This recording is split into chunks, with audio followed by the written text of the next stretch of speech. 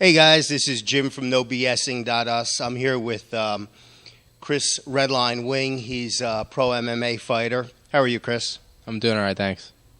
What I'd like to ask Chris is a few questions about how he trains. It's pretty well known that Chris has got an amazing work ethic.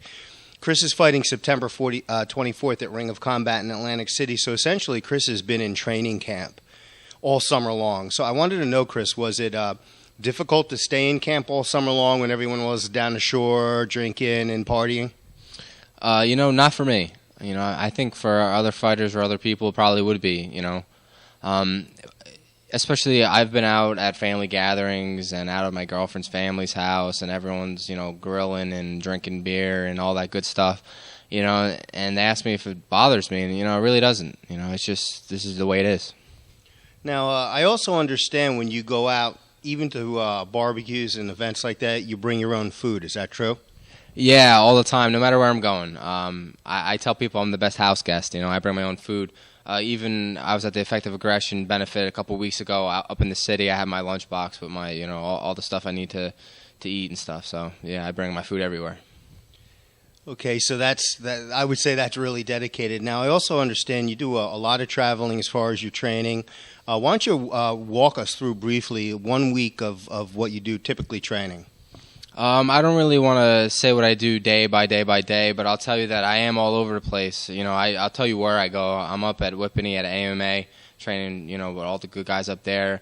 I'm in Hamilton training at Professor Almeida's school.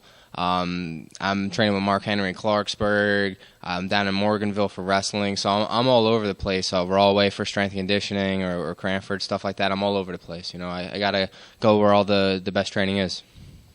NoBSing.us was down at the Asylum Fight League 30 in Atlantic City over the weekend, and I was talking to a very prominent coach who's trained a lot of pros. And they said for a guy like you that only has one pro fight, that you have a pretty big name out there. A lot of people have heard about you.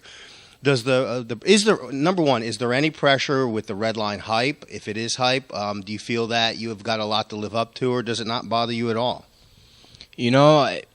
I think it's just me, but it doesn't bother me at all. I guess for me, I don't believe in the hype. It doesn't exist. For you people believe the hype is true. But for me to keep me, not even just motivated, but to just keep my head on straight, I don't believe the hype, and it doesn't affect me come fight night. That I know people are watching, and there's a lot riding on the fight. Doesn't bother me. Okay, well, we like to keep our interviews pointed and quick. I'm going to actually hand the mic over to you, and I'm going to give you the opportunity to look right into the camera and say anything that you want to your opponent, Yusuf Yildiz, that you'll be fighting in about 12 days or so. I'm a dreamer, but my heart's a gold. I had to run away high, so I wouldn't come home low. Nah, I'm just kidding. That's a good movie, though. Hot Tub Time Machine, if you didn't catch that one.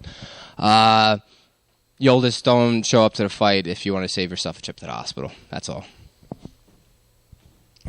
All right, Chris, thank you. Yeah. Good luck. Thanks. This is Jim from NoBSing.us. Good night and good luck.